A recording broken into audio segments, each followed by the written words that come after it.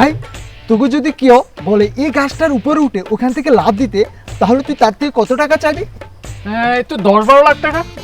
এত উপর থেকে লাভ দিবি, তাও মাত্র 10-12 লাখ টাকা চাইবি? তাও ঠিক না, আমি 30 লাখ টাকা চাইবো। আর তুই হলে তুই কত চাইতি? ভাই আমি হলে তো পুরো 1 কোটি টাকা চাইতাম, কারণ এত উপর থেকে পড়ব, যদি হাতটা ভেঙে যায়, পাটা ভেঙে যায়, মাথাটা ফেটে যায়, অনেক টাকার খরচ পড়বে ভাই।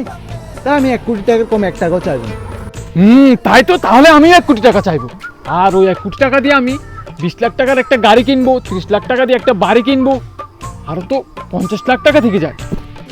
আর 50 লাখ টাকা থাকে, কিন্তু আমি যদি 1 কোটি টাকা পাই, ওখান থেকে 50 লাখ টাকা আমি বাড়িতে দিয়ে দেবো, আর 50 লাখ টাকা দিয়ে আমি দেশ বিদেশ ঘুরবো।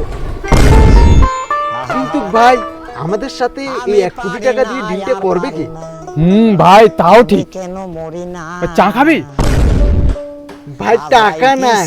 আরে ভাই চিন্তা করিস না, তোর ভাই আছে না, চল বাকি খেয়ে নেবো। ঠিক আছে।